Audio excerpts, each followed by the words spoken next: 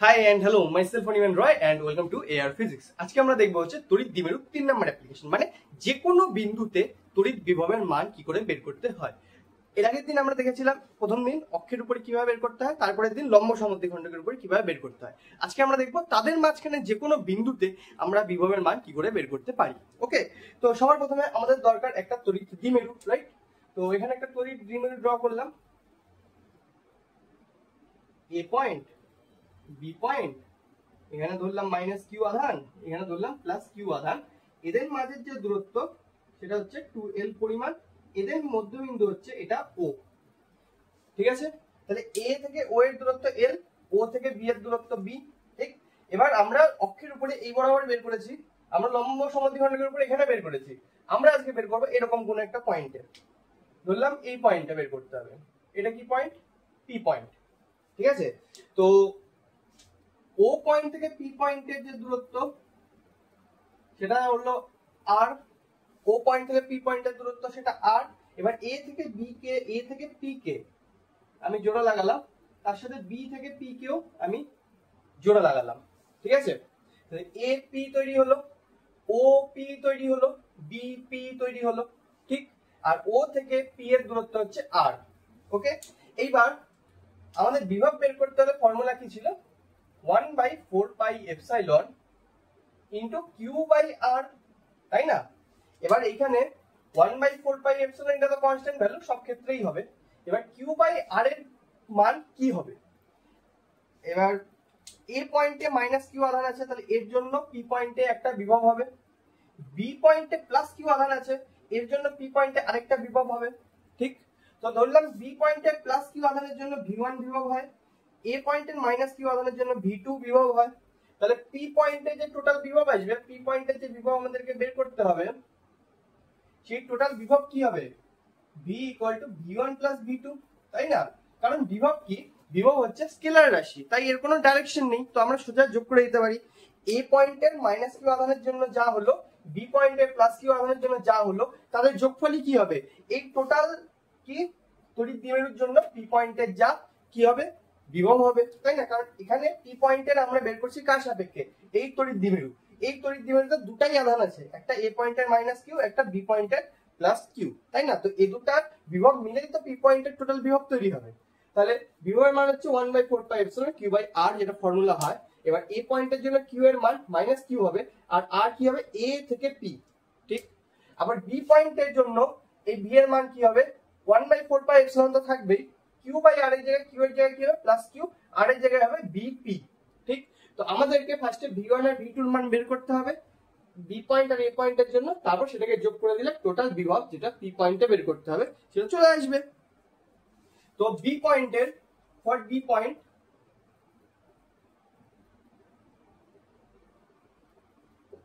আমাদের দরকার ভি1 এর ভ্যালু। ভি1 এর ভ্যালু কি? 1/4 পাই এপসাইলন প্লাস কিউ, সেজন্য শুধু কিউ লিখলাম। এবার আর এর জায়গায় কি হবে? বিপি হবে। ঠিক আছে, এইবার ব্যাপার হচ্ছে আমরা এই বিপি বা এ পয়েন্টের জন্য কি হবে? ফর এ পয়েন্ট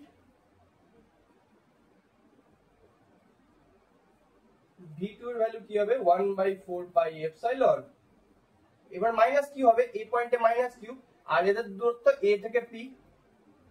ঠিক, তো এখানে ব্যাপার হচ্ছে আমাদেরকে বিপি ভ্যালু আর এপি এর ভ্যালু খুঁজে বের করতে হবে। কি করে আমরা বের করব বিপি এর ভ্যালু আর এপি এর ভ্যালু? তো এই ক্ষেত্রে আমরা কি করি? এই ক্ষেত্রে আমরা এই যে পি থেকে ও অবধি লাইনটা আসছে, এই লাইনটাকে আমরা এক্সটেন্ড করব।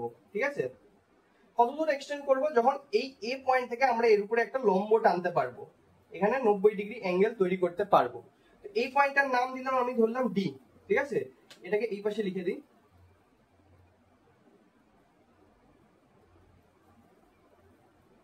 এই পয়েন্টটার নাম দিলাম আমি ডি। এই যে ও পি যে লাইনটা ছিল, এই লাইনকে আমি এক্সটেন্ড করলাম কতদূর অবধি? যাতে আমি এ পয়েন্ট থেকে এর উপরে একটা লম্ব টানতে পারি। ঠিক তেমনি বি পয়েন্ট থেকে আমি এর ভিতরের দিকে একটা লম্ব টানবো।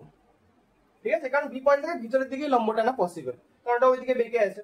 তো এই পয়েন্টের আমি নাম দিলাম, কি নাম দিব? এ বি, আচ্ছা এটা ডি নাম দিয়েছি, সি তো বাদ চলে গেল, তাহলে এখানে সি দিলাম। ঠিক আছে, তাহলে আমাদের কাছে দুটো লাইন আসলো, একটা বি সি, একটা এ ডি। ঠিক, এদের মাঝে অ্যাঙ্গেলকে ধরলাম আমি কত, থিটা। ওকে, এবার কি করছি সেটা বোঝার চেষ্টা করো। এই ত্রিভুজটা নিলাম, কোন ত্রিভুজ, ত্রিভুজটা ছিল এরকম টাইপের, সরি এইখানে 90 ডিগ্রি হবে।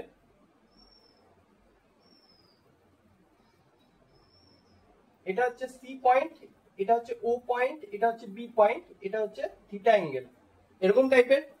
এখানে এটা হচ্ছে 90 ডিগ্রি। ঠিক, তাহলে এটা কি অতিভুজ, বি ওটা কি অতিভুজ, ও সিটা কি লম্ব, সরি ভূমি, তাই না? ওসি হচ্ছে ভূমি, ওবি হচ্ছে অতিভুজ। তাহলে cos থিটা, এখান থেকে আমি যদি cos থিটা লিখি, তাহলে আমি কি লিখতে পারি, ভূমি বাই অতিভুজ। ভূমি কি, ভূমি হচ্ছে ওসি, অতিভুজ কি হচ্ছে ওবি, যেটার দৈর্ঘ্য এল। কারণ এ থেকে বি এর দৈর্ঘ্য 2l হলে ও থেকে বি এর দৈর্ঘ্য কত হবে, এল হবে। তাহলে ও সি এর দূরত্ব কত হলো, ও সি কত বেরোলো, ও সি বেরোলো এল ইন্টু কস থিটা, ও সি বেরোলো এল ইন্টু কস থিটা। তাহলে সিপি কত বেরাবে, সিপি মানে তো হচ্ছে ওপি মাইনাস ওসি, তাই না? সিপি, এই যে লাইনটা লিখলাম, এই লাইনটা কি সেন্স তৈরি করছে? ও সরি, সি থেকে পি বের করতে হলে আমি ও থেকে পি, এর থেকে ও থেকে সি বাদ দিয়ে দিলাম। সিপি বের করার জন্য আমি ওপি থেকে ওসি বাদ দিয়ে দিলাম, তাহলে এতটুকু বাঁচলো। ওপি এর ভ্যালু কত, ওপি এর ভ্যালু তো আমরা আগে থেকে জানি আর, আর ওসি এর ভ্যালু কত, ওসি এর ভ্যালু এল cos থিটা। ঠিক, এবার এই সেম জিনিসই এতদূর অব্দি বের করলাম। ঠিক আছে, এবার কেন বের করলাম একটু পরে বলছি। সিপি এর ভ্যালু বের হলো আর মাইনাস এল cos থিটা। ঠিক তেমনই আমি যদি এই ত্রিভুজটা নিই, এই ত্রিভুজটা নেই, এই ত্রিভুজটা কেমন তৈরি হয়েছে, এই ত্রিভুজটা তৈরি হয়েছে এরকম টাইপের, এটা 90 ডিগ্রি, এটা থিটা, এটা থিটা হলে এটাও থিটা হবে, তাই না? এটা থিটা, এটা কি এ, এটা কি ও, এটা কি ডি।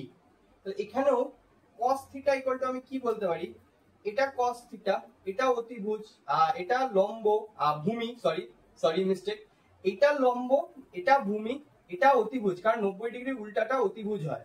তাহলে অতিভুজ কি, তাহলে cos থিটা যেহেতু, তাহলে ভূমি লাগবে আগে, মানে ডিও, তাই না? ডিও বের করতে হবে বাই এও। এ ওর ভ্যালু তো এল, এ ওর ভ্যালু তো কি হলো এল, তাহলে ডি ওর ভ্যালু কত হলো, ডি এর ভ্যালু হলো cos এল cos থিটা। ঠিক, তাহলে আমাদেরকে যদি ডি থেকে পি বের করতে হয়, ডি থেকে পি, তাহলে কি করতে হবে, ওপি প্লাস ওডি। ঠিক, তাহলে ডিপি যদি বের করতে হয় তাহলে কি করতে হবে, ডিও মানে ডি থেকে ও প্লাস ও থেকে পি। তাহলে ডিপি এর ভ্যালু কত বেরোলো, ডিপি এর ভ্যালু আমাদের বেরোলো আর প্লাস এল cos থিটা।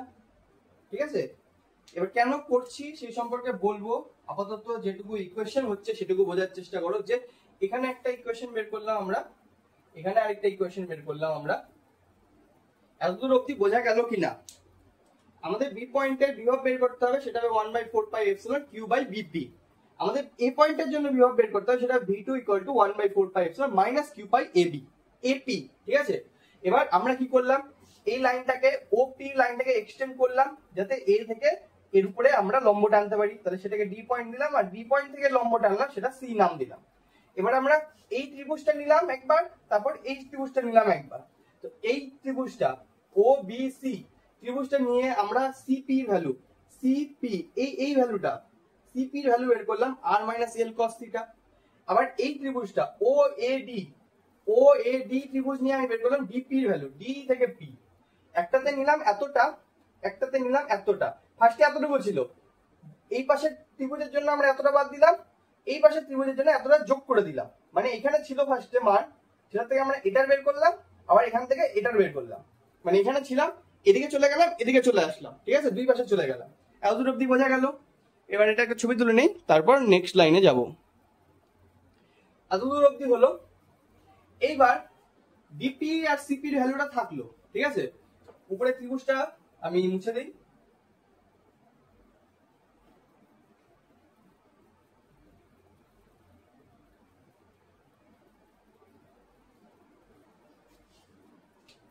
এটা হলো V2। তো আমাদের ফার্স্টে দরকার হচ্ছে বিপি এর ভ্যালু, তাই না? বিপি, বি থেকে পি। এইবার এখানে একটা কন্ডিশন আসে, সেটা হচ্ছে যদি যেহেতু বা যদি যেটাই বলা হোক r is very very greater than l, r is very very greater than l, এই যে ডিস্টেন্সটা, এই যে তড়িৎ দ্বিমেরু এটার থেকে এই এই তড়িৎ দ্বিমেরুর যে দৈর্ঘ্য সেটার থেকে এদের মাঝের ডিস্টেন্স, মানে যে পয়েন্টে বের করবো সেই পয়েন্টের ডিস্টেন্স অনেক বড়, ঠিক আছে? যেমন তড়িৎ দ্বিমেরু যদি এটা হয়, এখান থেকে আমরা এত দূরে বের করবো, ঠিক আছে? এইভাবে এত দূরে বের করবো। তো এখান থেকে আমরা এইটুকু বাড়ি, সরি, এই যে দৈর্ঘ্যটা 2l, এই দৈর্ঘ্যটা থেকে আর এর যে দৈর্ঘ্য মানে দূরত্বটা সেটা অনেকটা বড়, তাহলে এল এর থেকে তো আরো অনেক বড় হবে, ওই জন্য ভেরি ভেরি গ্রেটার দেন এল। এবার আমি যদি এই লাইনটাকে একটু এক্সটেন্ড করি বা এই লাইনটাকে একটু ছোট করি, আর এর লাইনটাকে আমি একটু বাড়ালাম বা একটু কমালাম, তাহলে কি হবে? এইখানে ছোট্ট একটা ডিফারেন্স তৈরি হবে, ঠিক আছে? এটা ক্যামেরায় বোঝা যাচ্ছে কিনা সেটা আমি জানতে পারছি না, হালকা করে বোঝা যাচ্ছে। এই জায়গাটা সামান্য একটু ডিফারেন্স হবে, সেই সামান্য ডিফারেন্সটাকে আমরা কি করতে পারি? নেগলেক্ট করতে পারি। কোন ক্ষেত্রে?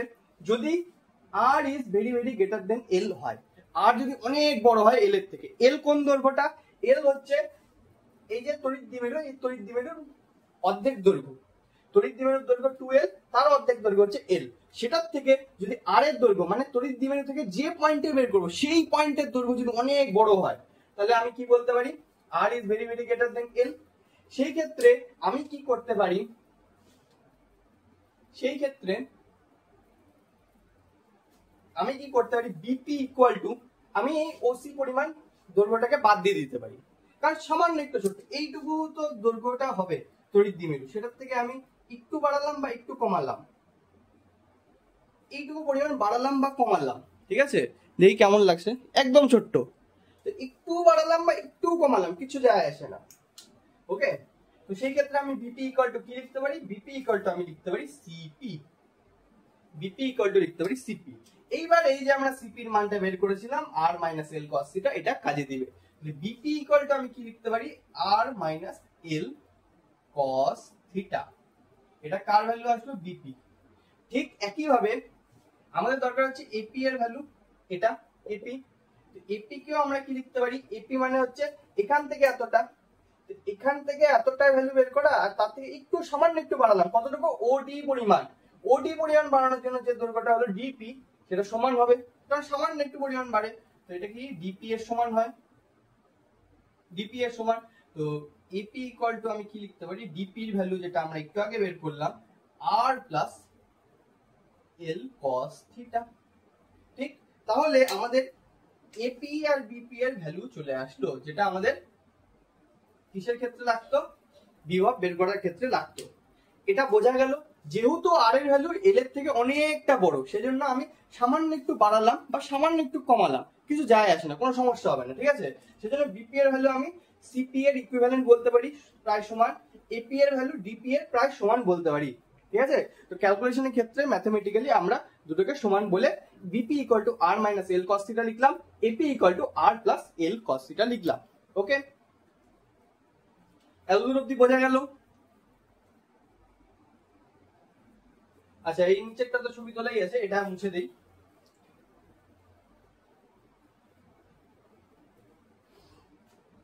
তাহলে আমি কি বলতে পারি? V1 এর ভ্যালু কি?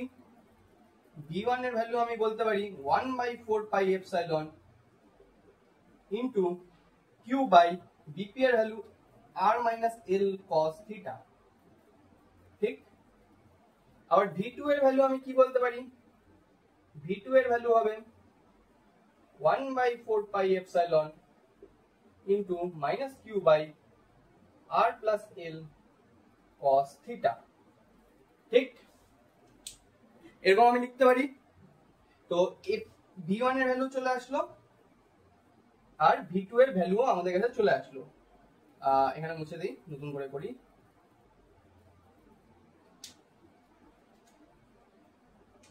এর কি ভ্যালু আসলো? V2 এর ভ্যালু আমাদের কাছে চলে আসলো। তো V1 আসলো, V2 আসলো, ঠিক, এই ভ্যালুটা আর এই ভ্যালুটা, V1 V2 এর ভ্যালু চলে আসলো। ছবি তুলে নেই। তো তো v1 আর v2 যদি চলে আসে তাহলে আমি v ইকুয়াল টু কি v1 প্লাস v2 করে দিতে পারি, তাই না?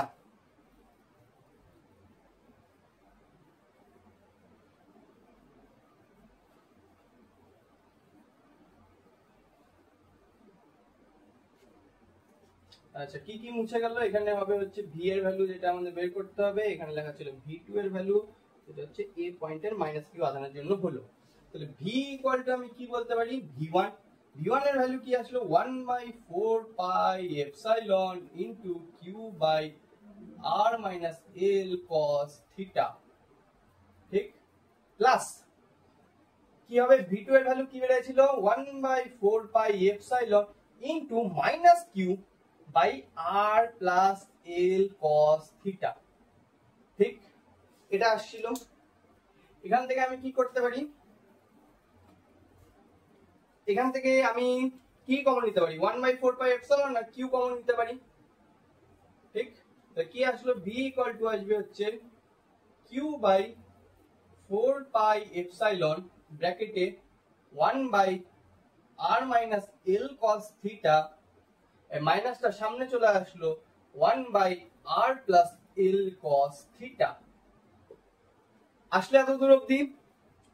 এবার কি নরমাল ক্যালকুলেশন করব, v ইকুয়াল টু কি আসলো q বাই 4 পাই এপসাইলন ব্র্যাকেটের মধ্যে এখানে কি আসবে r plus l cos theta minus r minus plus l cos theta by নিচে চলে আসবে a minus b a plus b, তাহলে a minus b into a plus b কি হয় a square minus b square, তাহলে r square minus l square cos square theta. Calculation বোঝা যাচ্ছে? এবার এখান থেকে কি হলো r আর r ক্যান্সেল আউট হয়ে গেল, বাঁচলো কি v equal to q by 4 pi epsilon, উপরে কি বাঁচলো 2l cos থিটা, নিচে বাঁচলো r square minus l square cos square theta, ঠিক? এবার q 2 আর l মিলে কি তৈরি হয় 2ql, এটা কি তৈরি হয় দ্বিমেরু ভ্রামকের পরিমাণ, এটা কি হয় দ্বিমেরু ভ্রামকের পরিমাণ। তাহলে আমি কি বলতে পারি v equal to 1/4 pi epsilon into p cos theta by r square minus l square cos square theta, ঠিক? তো আমাদের বিভবের ভ্যালু কত আসলো 1/4 pi epsilon into p cos theta by r square minus l square cos square theta. এত দূর অবধি বোঝা গেল? এটা তো আমরা সিম্পল ক্যালকুলেশন করলাম, রাইট? ছবি তুলে নিলাম। এইবার এটারও স্পেশাল কেস থাকে, যেহেতু ভ্যালু আসলো। স্পেশাল কেস কি,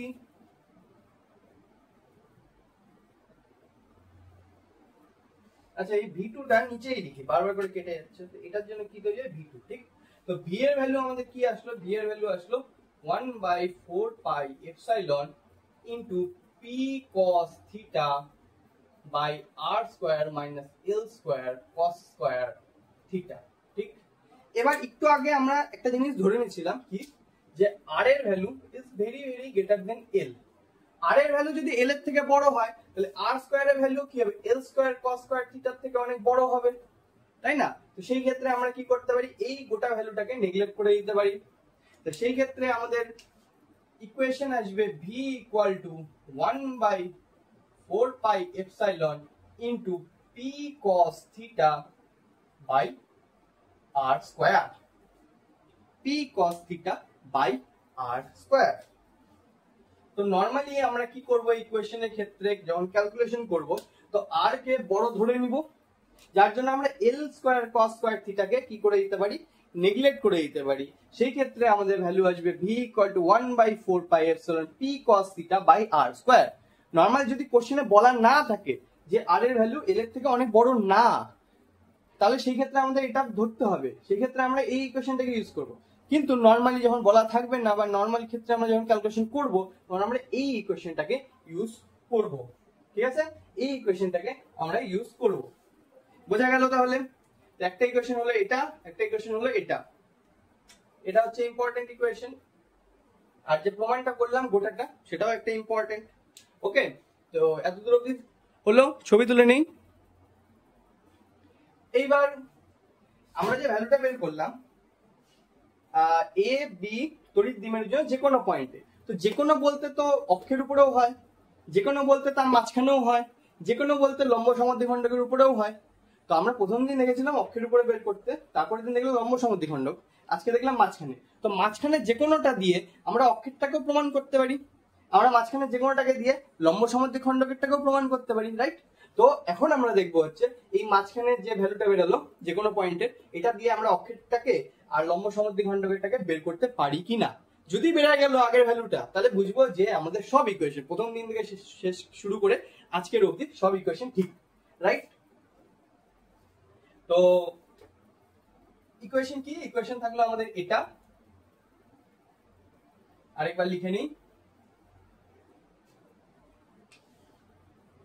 v equal to 1/4 pi epsilon into p cos theta by r square। ঠিক, যদি অক্ষের উপরে হয় মানে এই পয়েন্টে বের করতে হয়, এটা ধরলাম x পয়েন্ট, এই পয়েন্টে যদি বের করতে হয় তাহলে সেই ক্ষেত্রে এই থিটার ভ্যালু কি হবে, বা এই থিটার ভ্যালু কি হবে, 0 হয়ে যাবে। ঠিক আছে, অ্যাক্সিস এর ক্ষেত্রে কি হবে, অ্যাক্সিস এর ক্ষেত্রে থিটার ভ্যালু হয়ে যাবে 0, সেই ক্ষেত্রে cos থিটার ভ্যালু হয়ে যাবে কি 1, cos থিটার ভ্যালু হয়ে যাবে 1 কারণ থিটার ভ্যালু 0। তো সেই ক্ষেত্রে আমরা কি বলতে পারি, v কিসে, অ্যাক্সিস এর, কি হবে 1/4 pi epsilon into p by r square, যেটা আমাদের প্রথম দিনের ইকুয়েশনে এসেছিল। তার মানে কি, একদিক থেকে আমরা বলতে পারি যে অ্যাক্সিস এর ক্ষেত্রে আমরা যে ভ্যালুটা বের করেছিলাম আর যে কোনো পয়েন্টে যেটা বের করলাম, দুটোর ক্যালকুলেশন ম্যাচ করে গেল, তার মানে কি দুটো আমরা ঠিক করেছি, তাই না? যে কোনো বিন্দু দিয়ে তো অ্যাক্সিস এর উপরেরটাও বোঝায় মানে লম্বের উপরেরটাও বোঝায়, আবার কি সমদ্বিখণ্ডকের উপরেরটাও বোঝায়। তো এটা একটা বেরোলো। এবার সমদ্বিখণ্ডক মানে পারপেন্ডিকুলার বাইসেক্টর, এটা কি পারপেন্ডিকুলার বাইসেক্টর, সরি ডাইসেক্টর না, পারপেন্ডিকুলার বাইসেক্টর মানে হচ্ছে এই পয়েন্ট থেকে উঠে গেলাম আমি এই পয়েন্টে, এটা ধরলাম ওয়াই পয়েন্ট। ওয়াই পয়েন্টে যদি বের করতে হয় কোন ফর্মুলাকে ইউজ করে, এই ফর্মুলাটাকে ইউজ করে, ঠিক আছে? কারণ এই ফর্মুলাটা যে কোনো পয়েন্টের ক্ষেত্রে প্রযোজ্য। তো এই ফর্মুলা যদি ইউজ করতে হয় তাহলে সেই ক্ষেত্রে cos থিটার ভ্যালু কি হবে, cos থিটার ভ্যালু হয়ে যাবে থিটার ভ্যালু হয়ে যাবে 90 ডিগ্রি, তো cos থিটা cos 90 হয়ে যাবে। কারণ এটা এই থিটাটা বাড়তে বাড়তে বাড়তে বাড়তে এত দূর অবধি চলে যাবে, তাহলে কি হবে 90 ডিগ্রি হয়ে গেল। তাহলে cos 90 ডিগ্রির ভ্যালু তো 0 হয়, তাহলে সেই ক্ষেত্রে এখানে যে 1/4 pi epsilon p into cos theta, cos থিটার ভ্যালু যদি 0 হয় p into 0 0 0 by r square 0, তো 0 ইনটু 1/4 পাই এপসাইলন 0। তো সেই ক্ষেত্রে v এর ভ্যালু কি হবে, v ইন পারপেন্ডিকুলার বাইসেক্টর মানে pb লিখে দিলাম, সেই ক্ষেত্রে ভ্যালু কি আসবে 0। আর যেটা আমাদের আগের দিন বেড়াই ছিল কি, লম্ব সমদ্বিখণ্ডকের উপরে তড়িৎ বিভবের ভ্যালু কি আসে, মান কি আসে, 0 আসে, যেটা এখানেও প্রমাণ হয়ে গেল। তার মানে কি, আমরা আজকে যে ক্যালকুলেশনটা করলাম যে কোনো বিন্দুতে v equal to 1/4 pi epsilon p cos theta by r square, এটা ঠিক, এটা ক্যালকুলেশন আমরা ঠিক করেছি, কোথাও ভুল ছিল না, রাইট? তো এটা ছিল হচ্ছে আমাদের আজকের প্রমাণ। আশা করি এতদূর অবধি বোঝা গেল। এটার একটা ছবি তুলে নিই। সো আমাদের আজকের টপিক এটাই ছিল, আশা করি বোঝা গেল। বোঝা গেলে লাইক করে দিও, শেয়ার করে দিও, সাবস্ক্রাইব করে দিও। সো আজকের জন্য এটুকুই, দেখা হচ্ছে নেক্সট দিন নেক্সট সেশনে। ওকে, টাটা।